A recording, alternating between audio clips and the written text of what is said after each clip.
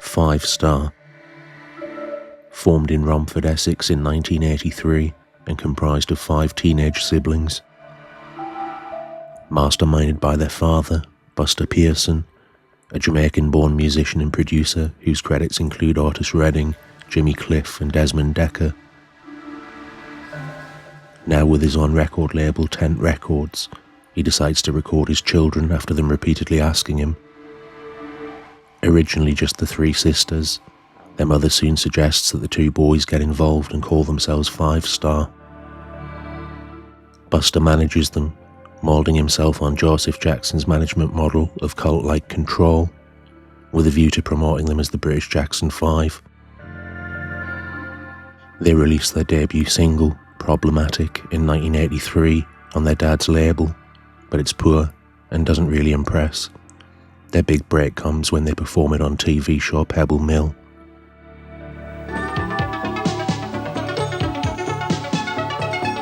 Stedman's giving it the biggin with his B-Tech robotics, and to be fair, he's holding together an otherwise lacklustre performance.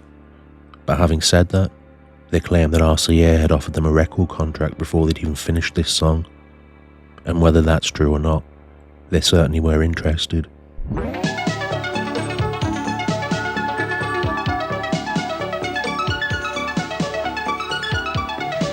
Orangutan orange hairdos and shaky denim gives off Romford's Got Talent vibes, but that can be fixed.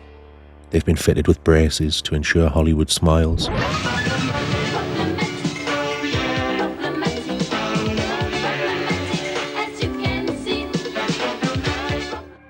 They soon signed to a licensing deal through Buster's label, and in '84, their first 2 singles with the label, Hide and Seek and Crazy, are both released, but failed to make the charts. Luckily, in '85, the third, All Fall Down, enters the top 20, peaking at 15 and saving their arses. Let Me Be the One scores them a number 18.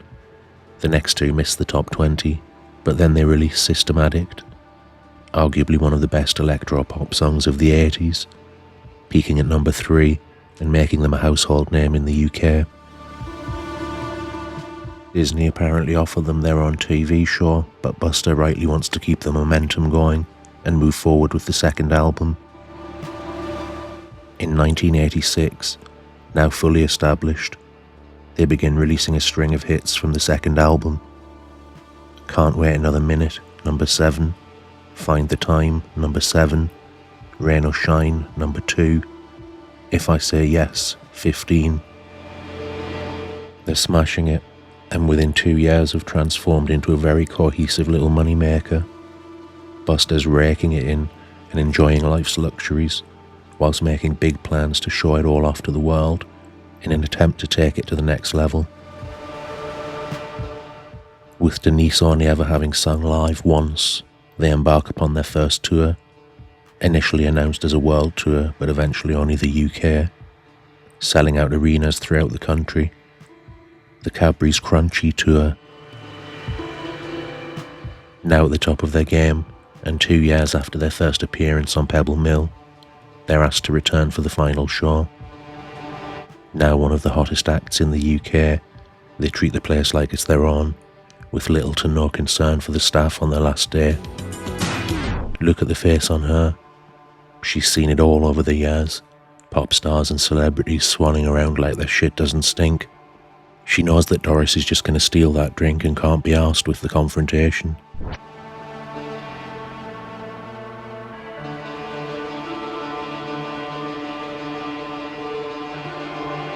Maureen's clocked her though, and couldn't give a monkey's who she is. It might only be 20 pence, but it's the principle.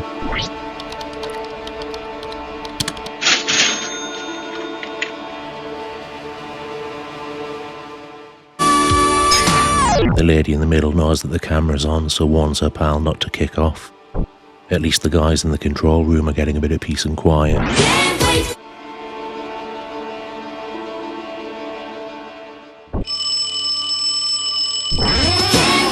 Yes?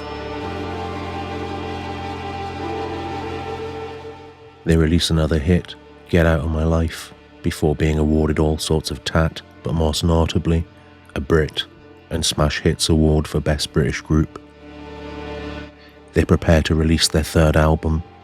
Buster's bought a mansion for the family to move into, so they need top 20s to pay the mortgage. Are You Man Enough reaches 15, and the slightest touch gets them another top 5, so everything's on track. The family move into their new mansion in Berkshire, Stone Court, a 2.5 million 7-bedroom property with recording studio, dance studio, games room and much more. A luxury car for each, even if they don't drive. Denise becomes the youngest person in the UK to own a Lamborghini. The property is fully fenced and nobody enters or leaves without Buster's consent. They take Anthea Turner on a little tour in 1988. Delroy's like a puppy in a shelter that's been dying for a little fuss and a pat on the back. Whilst Denise answers a question and the rest are seated around the table waiting for their turn, a figure can be seen hovering behind her, imposing his presence onto Anthea. Oh, what about you, Delroy? What? He gets her attention, and look at his eyes and grin. He's waited weeks to interact with someone outside of the house. Watch as he turns into David Brent, casually sidestepping into position. What about you? Well, I play keyboards, drums and guitars. He shit on guitars and drums, or any other instrument for that matter, but he can play Happy Birthday on the keyboard. And what was that guitar move? And guitars. Yeah, I like to mess about with all that sort of thing. Meanwhile, while we're on the subject of talking, let's go over to the studio. Okay, then. The only guy that can make Stedman look like an alpha, mincing his way to the studio to show us how the magic happens. What? Right. Are we all here? Come on. Basically what we do is, it all starts here with the drums, get everything down, and then we start doing bass and things on the keyboards, and then you overdub on percussion, which also comes from here, and it all just builds up. It all builds up into a big jumble of shit, and your dad wonders how the hell 5 of his children can't seem to write a decent song between them, despite having everything at their fingertips, before buying you another hit. In 1987 they release Whenever You're Ready, number 12, Strong as Steel, 16, and Somewhere Somebody, 23.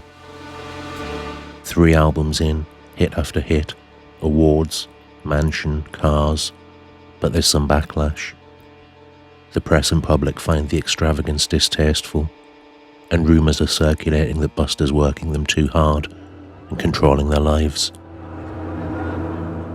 In '88, they return with another album, but now, a slightly different sound and rockier image. There's a sense that their moment is past. The singles still chart, but it's slipping, and following this campaign they finally take a little break.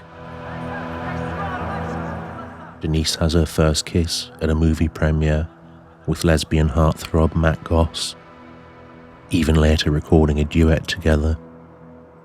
And Lorraine has her first kiss with American pussy hound Eddie Murphy. The story is that Del Boy was watching Eddie's stand-up show and Lorraine walked in and decided to send him a fan letter, to which she received a reply. A young horny Murphy decides to jump on a plane and visit her for some fun. He has dinner with the family and takes her out. She tells him no sex before marriage, so he proposes and now wants sex, but she refuses, so he takes the ring back and flies home. He denies this, saying that he did visit the family for lunch, but that was it. Buster told her that she'd have to fix it, but she refused. He allegedly then threatened to kill Eddie. It's around this time that they appear on live morning show Going Live with Sarah Green. A well-covered clip, but always worth another look. Okay, Elliot, what's your question? I'd like to ask 5-star where they're so fucking crap, they're fucking... Thanks very much, Elliot. Nice to hear from you. Del Boy's poor little face, as Stedman side-eyes him, knowing that it'll hurt his innocent little ears. Denise is cool and just laughs it off, but it's the first of a few events that will bring the band to their knees. Your tummy would have made a lot more sense. Let's move on to You can see a naughty little Michael McIntyre there, smirking at Sarah. line 3. Have you got a sensible question? In 1989, it hits the news that Buster has spunked their £15 million fortune, nearly £50 million in today's money, leaving them bankrupt. They sell their cars, are evicted from the mansion, with bailiffs having to climb the fence to gain access as they do a midnight flit without telling anyone. His inability to manage the group's finances is mortifying for them. Unable to hide behind the scenes like him, and with the press pushing them for answers, they're forced to play it down and lie. There weren't any bailiffs that turned up at our house at all. There was no repossession, no. There were no repossessions of any of our things. They even go as far as saying that the bailiff seen climbing the fence and talking to press was an actor. Spent the mortgage company. We repossessed the house yesterday. The position now is that it is to be sold. We will get advice on the best way of selling it, and it will be marketed in the very near future.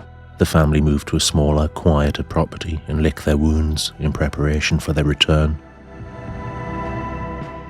But the final nail in the coffin comes at the end of 1990, when it's reported that Stedman's partial to a bit of cockplay in public toilets, which, although consensual, does require some bold and risky behaviours that make it illegal.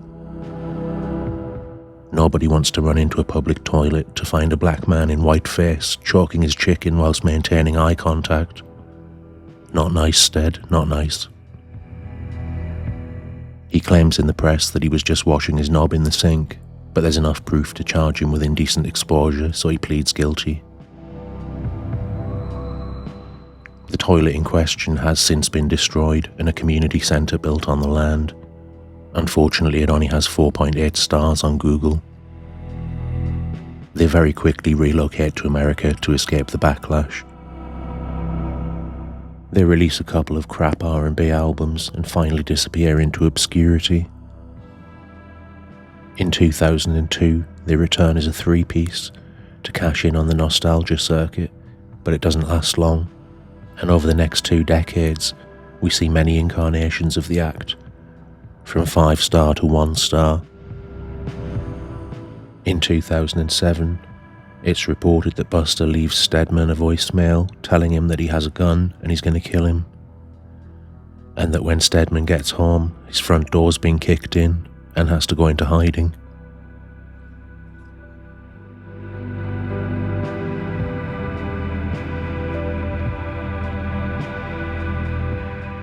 More recently, new dates for the band were announced, and as fans excitedly checked, they were confused noticing that only Denise was there, with 4 dancers,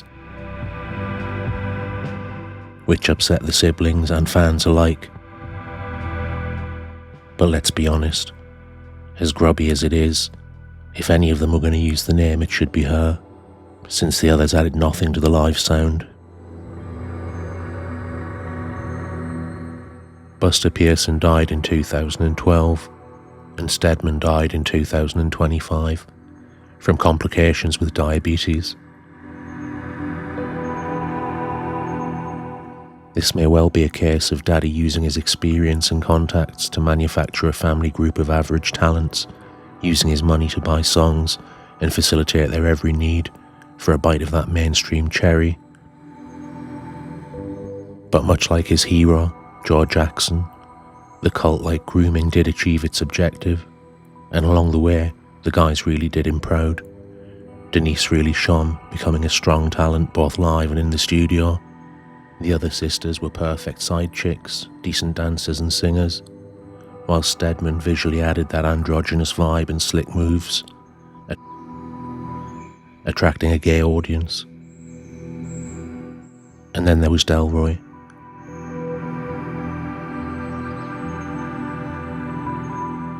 Peace and love.